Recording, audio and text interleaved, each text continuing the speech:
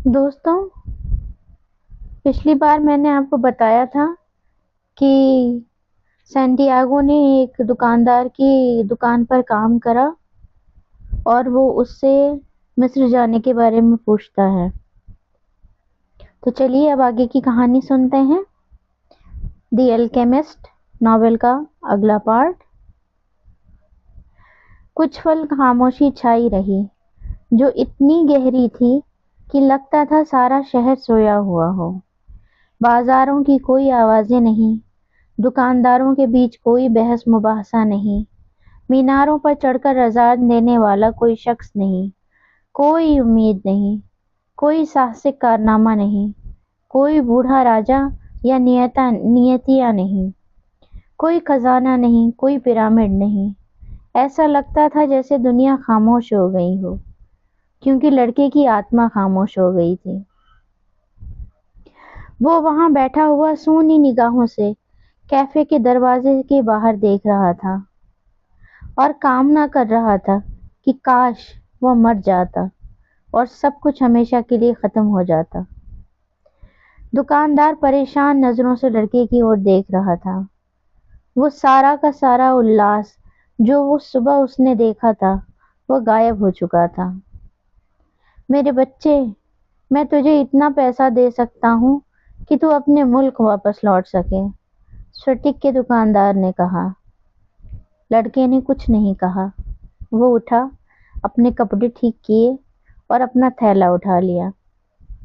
میں آپ کے لیے کام کروں گا، اس نے کہا۔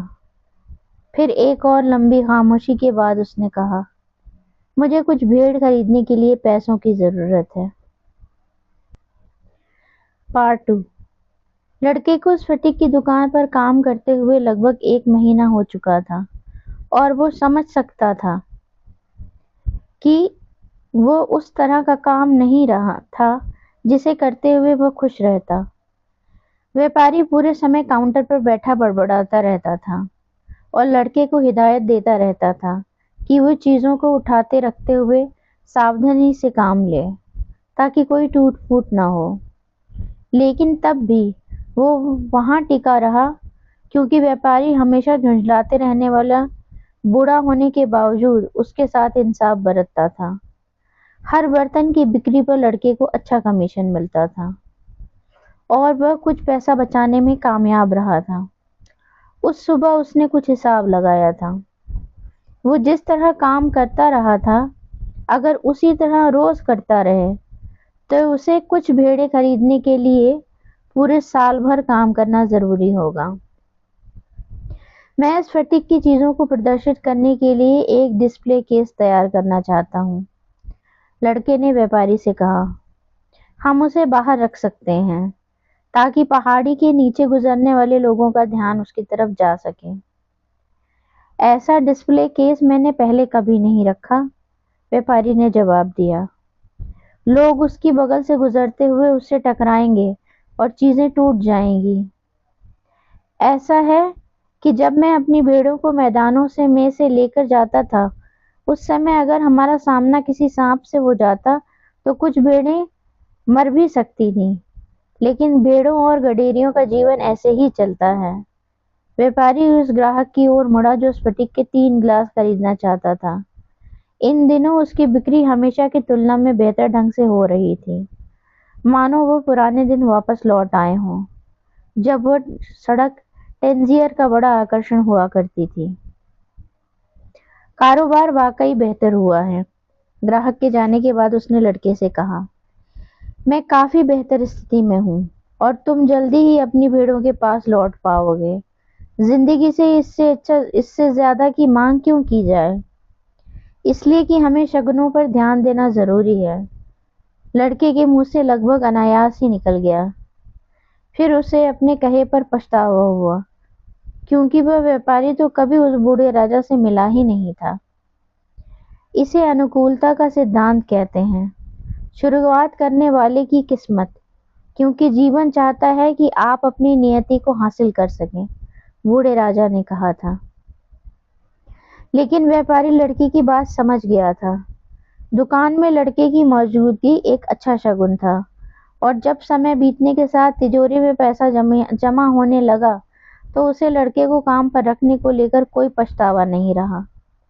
لڑکے کو اس کی قابلیت سے زیادہ بھگتان کیا جا رہا تھا، کیونکہ جب ویپاری کو بہت زیادہ بکری کی امید نہیں تھی تبھی اس نے لڑکے کو اونچی دروں پر کمیشن دینا منظور کر لیا تھا۔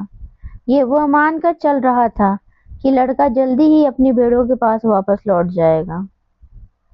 تم پیرامڈوں پر کیوں جانا چاہتے تھے؟ دکاندار نے ڈسپلے کیس کے مسئلے کو دھیان ہٹانے کے ادیش سے لڑکے سے پوچھا۔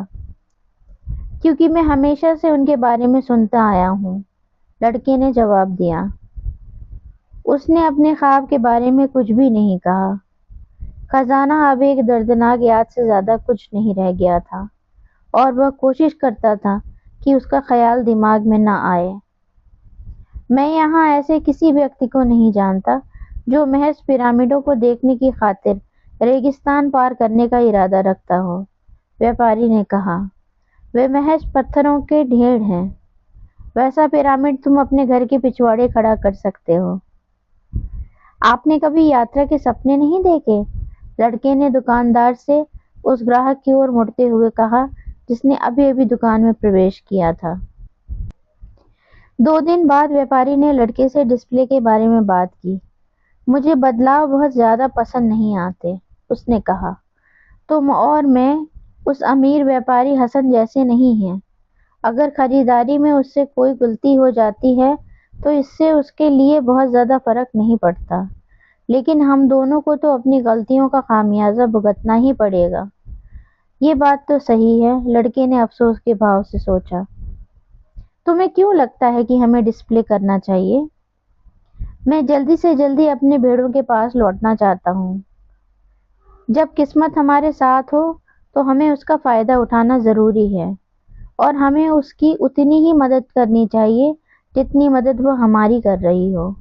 اسے انوکولتا کا سدھانت کہتے ہیں، یا شروعات کرنے والے کی قسمت۔ ویپاری کچھ دیر خاموش رہا، پھر اس نے کہا، پیغمبر نے ہمیں قرآن دی تھی اور ہمیں 5 فرض دیے تھے جنہیں ہمیں اپنی زندگی میں ادا کرنے ہوتے ہیں۔ ان میں سب سے اہم فرض ہے صرف ایک سچے خدا میں بھروسہ۔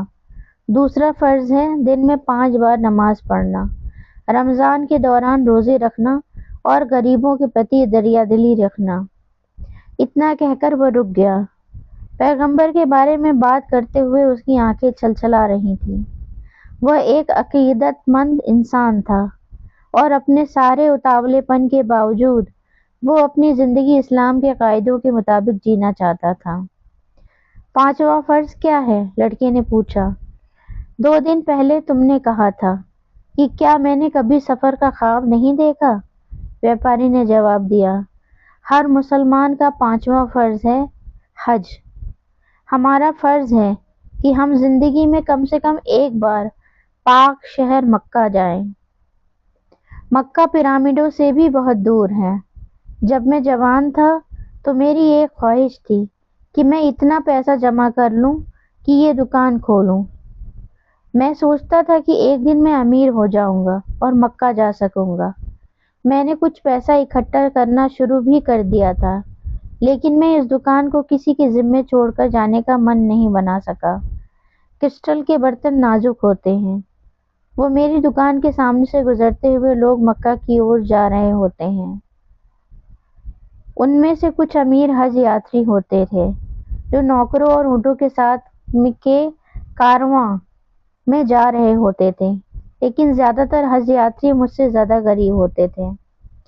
وہ سب جو وہاں ہو آئے ہوتے تھے بہت خوش ہوتے تھے۔ وہ حج کی نشانیوں کو اپنے دروازوں پر لٹکاتے تھے۔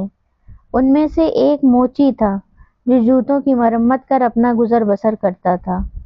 اس کا کہنا تھا کہ اس نے قریب 1 سال تک ریگستان کا سفر کیا تھا، لیکن اس سے زیادہ تھکان اس کو تب ہوتی تھی جب اسے چمڑا خریدنے ٹینزیر کی سڑکوں سے ہو کر گزرنا پڑتا تھا۔ تو آپ ابھی کیوں نہیں ہو آتے مکہ؟ لڑکے نے پوچھا۔ کیونکہ یہ مکہ کا خیال ہے جو مجھے زندہ رکھے ہوئے ہے۔ اسی کے سہارے میں ان دنوں کا سامنا کرتا ہوں جو ایک جیسے ہوتے ہیں۔ शेल्फों में रखे हुए ये क्रिस्टल के गूंगे बर्तन, उसी भयानक कैफे में रोज रोज लंच और डिनर खाना। मुझे डर है कि अगर मेरा सपना पूरा हो गया तो मेरे पास जीने की कोई वजह नहीं रह जाएगी। तुम अपनी भेड़ों और पिरामिडों के बारे में ख्वाब देखते हो, लेकिन तुम मुझसे जुदा हो क्योंकि तुम अपने ख्वाबों को पूरा करना चाहते हो। मैं तो मक्का का सिर्फ ख्वाब देखना चाहता हूँ। मैंने हजारों बार रेगिस्तान को पार करने की, पाक चट्टान की चौक पर पहुंचने का ख्वाब देखा है। अपने इस ख्वाब में मैंने उसे छूने से पहले 7 बार उसका चक्कर लगाया है। मैंने उन लोगों की कल्पना की है जो मेरी बगल में होते होंगे, जो मेरे सामने होंगे, और उस बातचीत तथा नमाज की कल्पना की है जो मैं उन लोगों के साथ मिलकर करूंगा। लेकिन मुझे डर है कि आखिर में ये सब निराशा में बदल जाएगा, इसलिए मैं इसका ख्वाब देखना ही बेहतर समझता हूँ। उस दिन व्यापारी ने लड़के को डिस्प्ले केस तैयार करने की इजाजत दे दी।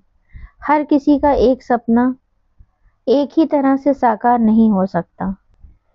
2 और महीने इसी तरह बीत गए और उस डिस्प्ले शेल्फ की वजह से क्रिस्टल की दुकान में बहुत से ग्राहक आए। लड़के ने हिसाब लगाया कि अगर वो 6 महीने और इसी तरह काम करता रहा तो वो स्पेन वापस लौटकर 60 भेड़ें तो खरीद ही लेगा, 60 और भी भेड़ें खरीद लेगा। साल भर से कम समय में वो अपनी भेड़ों की संख्या दुगनी कर लेगा और वह अरबों के साथ कारोबार कर सकेगा क्योंकि अब वह उनकी अजीबोगरीब ज़बान बोल सकता था। बाजार की उस सुबह के बाद से उसने दोबारा यूरिम और थुम्मिम का इस्तेमाल नहीं किया था क्योंकि मिस्र अब उसके लिए उतना ही दूर का सपना था जितना उस दुकानदार के लिए मक्का था। खैर, लड़का अब अपने काम से खुश रहने लगा था और सारे समय उस दिन के बारे में सोचता रहता था जब वो एक विजेता के रूप में टेरिफा में जहाज से उतरेगा। तुम्हें हमेशा यह मालूम होना चाहिए कि तुम क्या चाहते हो, बूढ़े राजा ने कहा था। लड़का जानता था और अब उसी दिशा में काम कर रहा था। मुमकिन है उसका एक अजनबी मुल्क में जा पहुंचना, एक चोर से टकराना और एक ढेला खर्च किए बिना अपनी भेड़ों की संख्या को दुगना कर लेना ही उसका खजाना हो। उसे खुद पर गर्व था। उसने कुछ महत्वपूर्ण बातें सीखी थीं, जैसे कि क्रिस्टल से किस तरह बरतना चाहिए और बिना शब्दों की जबान और भविष्य सूचक संकेतों के बारे में। एक दिन दोपहर बाद उसने पहाड़ी की चोटी पर चढ़कर आए एक आदमी को देखा था जो शिकायत कर रहा था कि इतना चढ़ने के बाद भी उसको कोई ऐसी ठीक ठाक जगह मिलना नामुमकिन लग रहा था जहां उसे कुछ पीने को मिल सकता। लड़का भविष्य सूचक संकेतों को पहचानने में अभ्यस्त हो चुका था। उसने दुकानदार से बात की, क्यों न हम उन लोगों को चाय बेचा करें जो पहाड़ी चढ़कर आते हैं। यहाँ ढेरों लोग हैं जो चाय बेचते हैं, दुकानदार ने कहा। लेकिन हम क्रिस्टल के गिलासों में चाय बेच सकते हैं। लोग चाय का आनंद लेंगे और गिलास भी खरीदना चाहेंगे। मैंने सुना है कि खूबसूरती इंसान को लुभाने वाली सबसे बड़ी चीज है। दुकानदार ने कोई जवाब नहीं दिया, लेकिन उस शाम नमाज पढ़ने और दुकान बंद करने के बाद उसने लड़के को अपने साथ हुक्का पीने का न्योता दिया। यह एक विचित्र किस्म का पाइप था जो अरब लोग पिया करते थे। तुम चाहते क्या हो? बूढ़े दुकानदार ने पूछा। मैं आपको पहले ही बता चुका हूँ, मुझे अपनी भेड़ें वापस खरीदनी है और इसके लिए मुझे पैसा कमाना जरूरी है। दुकानदार ने हुक्के में कुछ और अंगारे डाले और एक गहरा कश लिया। मेरी इस दुकान को 30 साल हो चुके हैं। मुझे अच्छे और बुरे क्रिस्टल की परख है और क्रिस्टल के बारे में जानने लायक हर चीज जानता हूँ। मैं इसके पहलुओं और इसके काम करने के ढंग से वाकिफ हूँ। अगर हम क्रिस्टल में चाय देना शुरू कर देंगे तो दुकान फैलेगी और मुझे अपनी जिंदगी का ढर्रा बदलना पड़ेगा। हाँ, तो क्या ये अच्छा नहीं है? मुझे तो जैसा चल रहा है उसकी आदत पड़ चुकी है। تمہارے آنے سے پہلے میں سوچتا تھا کہ میں نے ایک ہی جگہ پر بنے رہتے ہوئے کتنا وقت برباد کر دیا، جبکہ میرے ساتھی نئے نئے کاموں میں لگ گئے اور یا تو وہ دیوالیہ ہو گئے یا پہلے سے بہتر حالت میں آ گئے۔ یہ سوچ کر میں بہت مایوس ہو جایا کرتا تھا۔ اب میں سمجھ سکتا ہوں کہ یہ بہت برا نہیں تھا رہا۔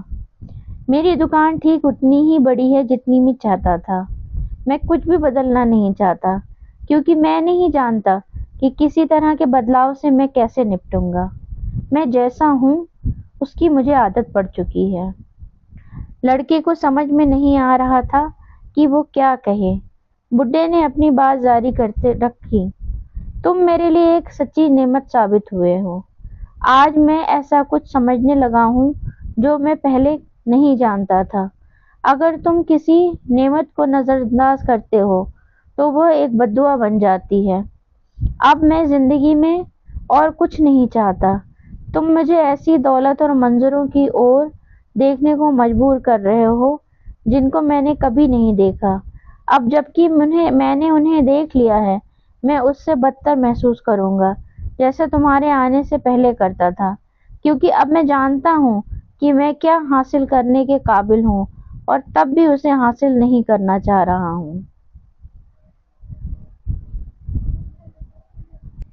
دوستوں، آج کی کہانی یہاں تک ہی۔ باقی کی کہانی ہم اگلی بار میں سنیں گے۔ تب تک کے لیے گڈ بائے۔